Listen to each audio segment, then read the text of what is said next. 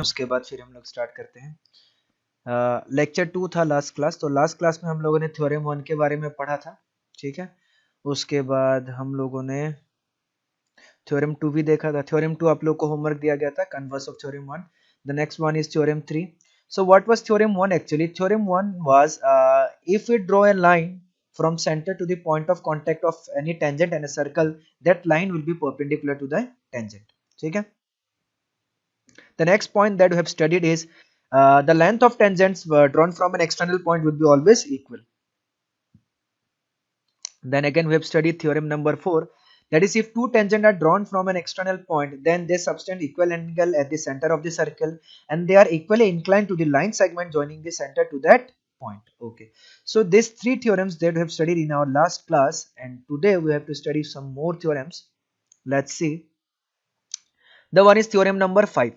आज सारा थ्योरम खत्म हो जाएगा, फिर हम लोग सारा का सारा क्वेश्चन करना स्टार्ट कर देंगे। Okay, so let's see theorem number 5. So what is theorem number 5? Let's see. Prove that in two concentric circles the chord of the larger circle which touches the smaller circle is bisected at the point of contact. Okay, तो हमें कुछ इस तरीके से बोला गया, that means we are having two circles. Let's say this one is one circle and this one is another circle, and two circles are concentric circles. ठीक है। कंसेंट्रिक सर्किल मतलब हमें पता है that two circles with same center but different radius. Let's say this the center as O. Let's consider the center of the two circle as O. Okay. Then we are having a chord of the larger circle which will be the tangent to the smaller circle. यानी कि एक ऐसा chord है, एक ऐसा बड़ा circle का chord है जो छोटे सर्किल का क्या बन रहा है, वो टेंजेंट बन रहा है। ठीक है, तो हमने इसको इस तरीके से ले लिया। ठीक है, इसको नाम दे दिया चलिए हमने A और B। ठीक है, हमें बोला गया है, क्या मेरा आवाज सब तक पहुंच रहा है? Yes sir. Okay okay, very good. उसके बाद हमें बोला गया है कि इस सेंटर से अगर इस पॉइंट ऑफ कांटेक्ट तक मैं एक लाइन ड्रॉ करूं, ठीक है, जिसका नाम हमने चल दिया दे दिया m, तो ये m जो होगा इसको बाइसेक्ट करेगा। That means am will become equal to mb। ये थ्योरम बताना चाह रहे हैं, तो हम इसको चलिए प्रूव करते हैं। To prove the theorem, first of all we will write what that is given, and this is also very important in the exam point of view. और आप लोगों को पता चल गया होगा, मेरे ख्याल से सैंपल पेपर निकल चुका है आप लोगों का सीबीएसई का। क्या आप लोगों ने चेक किया है sample paper? Yes sir. Okay, very good, that means you are updated. तो ध्यान से देखिएगा, इस बार सब्जेक्टिव क्वेश्चन है, तो इस तरीके के थ्योरम्स आपसे पूछ सकते हैं। Then theorem is very important for you, you have to at least एक या दो थ्योरम्स तो आएगा, उसमें कोई ऑप्शन ही नहीं है। ठीक है, ध्यान से देखिएगा। सबसे पहले what is given in the question, it is given that let us consider to circles. ठीक है, let see O, R1 and CO, R2 are two concentric circles, ठीक है, where R2 is greater than R1। मैं ऐसा मान रहा हूं, मैं मान ले रहा हूं बड़े वाले का रेडियस R2 है, and AB is a chord on larger circle, AB is a chord on larger circle which is also the tangent to the smaller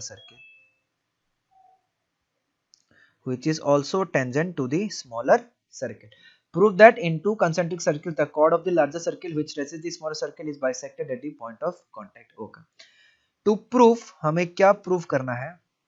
ठीक है, जो पॉइंट ऑफ कॉन्टेक्ट है वो बाइसेक्टिंग पॉइंट है, that means AM will be equal to MB। ये चीज हमें proof करना है, that is AM is equal to MB। ठीक है, चलिए okay, AM equal to MB हमको प्रूफ करना है। ध्यान से देखिएगा, नेक्स्ट पॉइंट, एक कंस्ट्रक्शन कर देते हम लोग, क्योंकि ये क्वेश्चन में था नहीं। कंस्ट्रक्शन हमने कर लिया, ज्वाइनिंग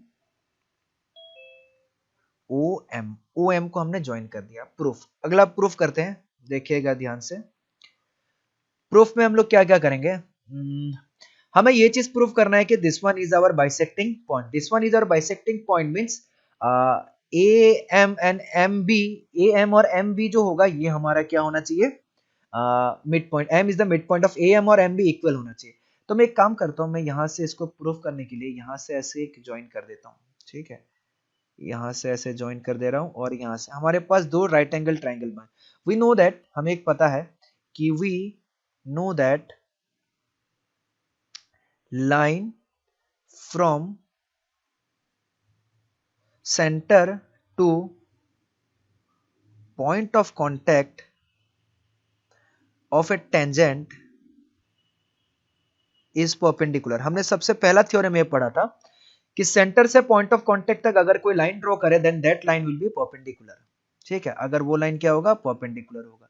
अगर वो लाइन परपेंडिकुलर है दैट मींस हम इसको बता सकते हैं कि हमारा जो ओ एम लेंथ है, O M will be perpendicular to A B, that means हम इसको, that is O M is perpendicular to A B. O M और ए बी में आपस में क्या है, परपेंडिकुलर है, that means A O M और बी ओ एम ये क्या है, राइट एंगल ट्राइंगल है, ये राइट एंगल ट्राइंगल है, ठीक है। अब एक चीज देखिएगा, in triangle O A M and triangle O B M, ध्यान से देखिएगा, सबसे पहले angle O M A, angle O M A is equal to angle O M B which is equal to 90 degree, ये तो 90 डिग्री सेम हो गया, ठीक है।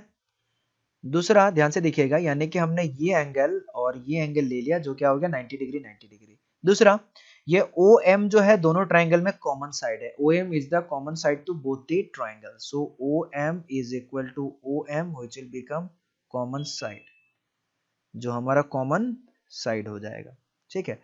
दूसरा चीज हम लोग यहाँ पे ये भी देख सकते हैं कि O A is equal to O B हो जाएगा, that is radius of the larger circle, that is equal to R two, O A equal to O B, तो इसको भी हम लोग लिख सकते हैं, that will become O A equal to O B, that means equal to R two, ठीक है, that is radius of larger circle, radius of larger circle, ठीक है। अब इन दोनों ट्राइंगल में एक राइट एंगल ट्राइंगल इक्वल है, हाइपोटेन्यूज इक्वल है, एक साइड भी इक्वल है, that means triangle O A M will become congruent to triangle O B M, ठीक है। और वो भी कौन से प्रॉपर्टीज है, राइट हैंड साइड, ठीक है, राइट हाइपोटेन्यूज साइड, उससे हमारे क्या हो जाएगा, ट्राइंगल दोनों कॉन्ग्रुएंट। अगर दो ट्राइंगल कॉन्ग्रुएंट है तो उसका सारा का सारा साइड और सारा का सारा एंगल क्या होगा, इक्वल होगा, that means A M is equal to, ये भी किसके बराबर हो जाएगा, एम बी के बराबर हो जाएगा, A M is equal to, from CPCT, from CPCT we can say that A M is equal to M B, A M is equal to M B, ये वाला पार्ट क्या हो जाएगा, प्रूफ हो जाएगा, हेंस प्रूफ्ड, ठीक है। तो ये थ्योरम प्रूफ करना था, तो कॉन्ग्रुएंट ट्राइंगल के प्रॉपर्टी से इस थ्योरम को हमने प्रूफ कर दिया। आया सबको समझ में,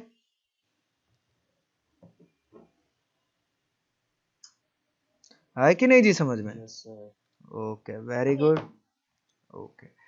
तो आप लोग देख सकते हैं, अगर आपको कोई डाउट है या दिक्कत है, मैं आप लोग को 1 मिनट का समय दे रहा हूँ, ये सारे थ्योरम देखिए अच्छे से कहाँ से कैसे सॉल्व किया गया, क्योंकि एग्जाम में ये डायरेक्टली पूछा जाएगा, ठीक है। फटाफट 1 मिनट का समय है आपके पास, फटाफट इस चीज को देख लीजिए, समझ लीजिए, उसके बाद फिर हम नेक्स्ट थ्योरम की ओर बढ़ेंगे।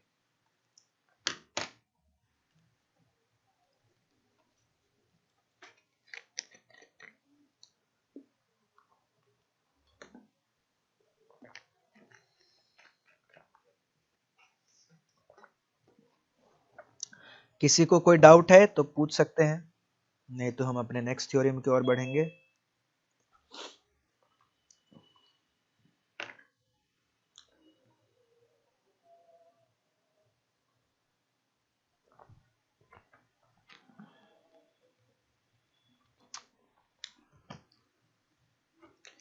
चलिए फिर कोई डाउट नहीं है, हम लोग अपने नेक्स्ट क्वेश्चन की ओर बढ़ते हैं, नेक्स्ट थ्योरम की ओर बढ़ते हैं, ठीक है। ध्यान से देखिएगा, हमारा नेक्स्ट थ्योरम आता है कुछ इस तरीके का,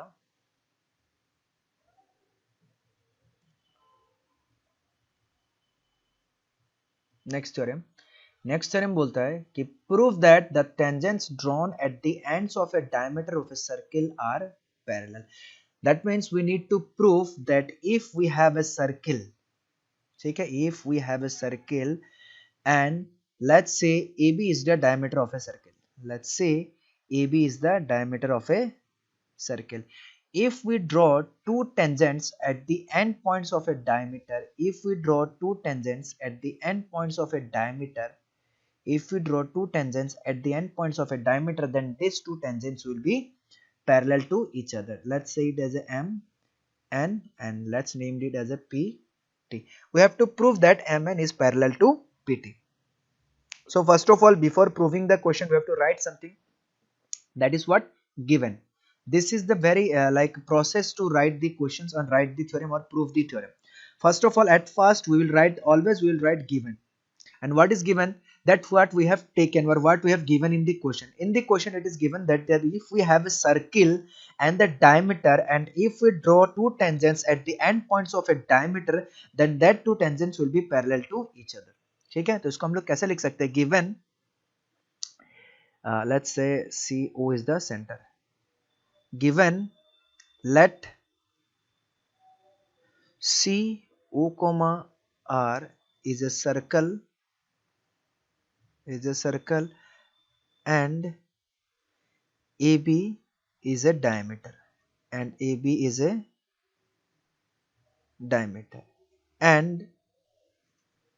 MN and PT are two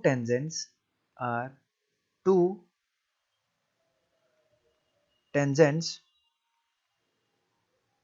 drawn at A and B, that is endpoints of diameter.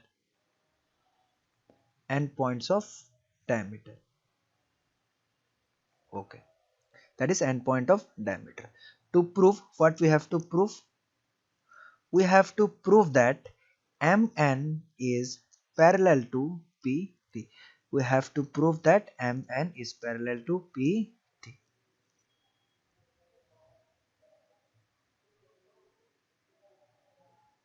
Okay.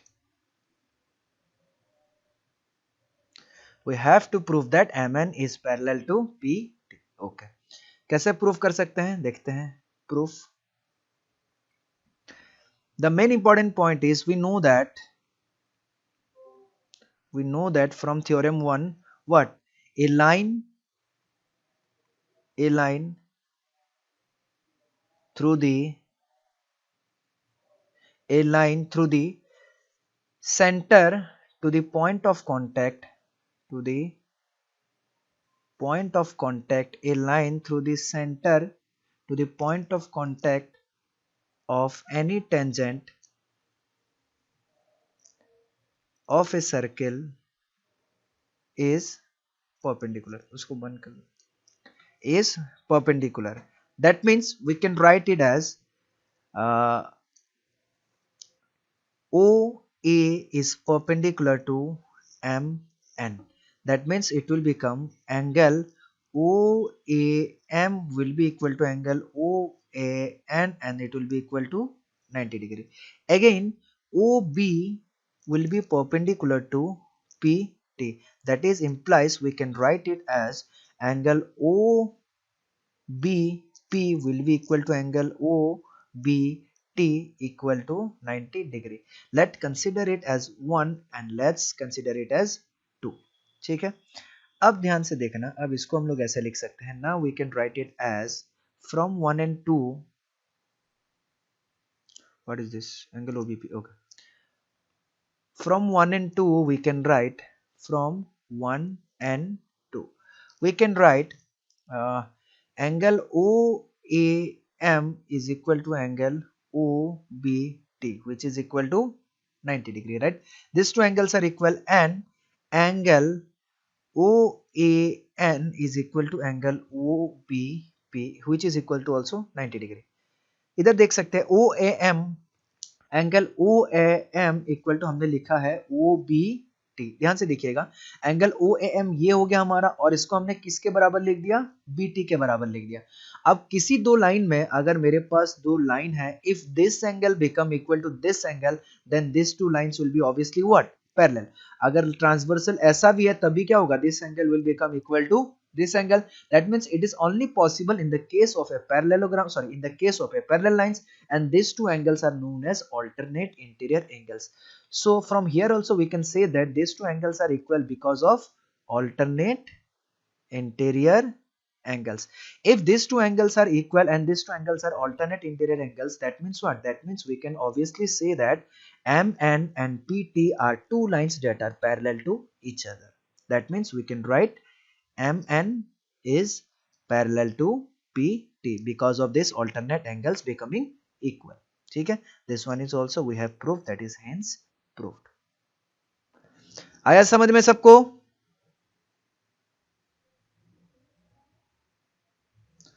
Understood everybody? 1 minute का समय दे रहा हूं मैं, देख लेंगे आप लोग, ठीक है? कहीं कोई डाउट है तो पूछ लेंगे फटाफट.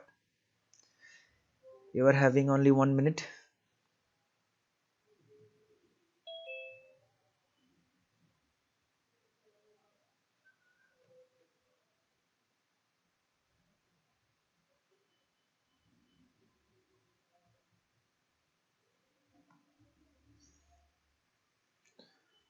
आप लोगों में से किसी ने भी मुझे मैथ्स का फेयर वर्क अभी तक नहीं दिखाया है. So today you have to show your fair work. Circle from chapter, sorry, circle from starting. Circle starting से पढ़ा है मैंने. This one is our third lecture, right? So first lecture, second lecture मैंने सबका PDF send कर दिया है. So today you have to show your fair copy work. सबको समझ में आया?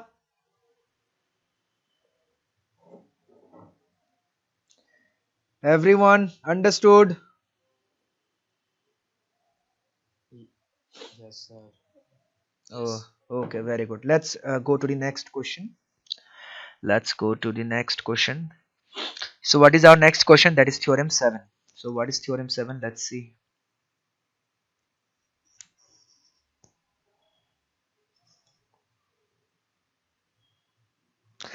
In theorem 7, it is saying that prove that the line segment joining the point of contact of two parallel tangents to a circle is a diameter of a circle.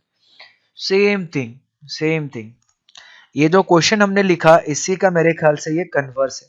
ठीक है, ये जो question हमने solve किया इसी का converse है. ठीक है, बोला गया है कि अगर मेरे पास दो पैरेलल टेंजेंट है, if we are having two parallel tangents and if we draw a line from center to point of contact from these two what, from center to point of contact to these two parallel tangents, then that line will become the diameter of that given circle. ये बोला गया है. ठीक है, so I think you can prove it. आप prove कर सकते हैं सेम तरीके से. Prove that the line segment joining the points of contacts of two parallel tangents to a circle is a diameter to that circle. ये बोला गया है.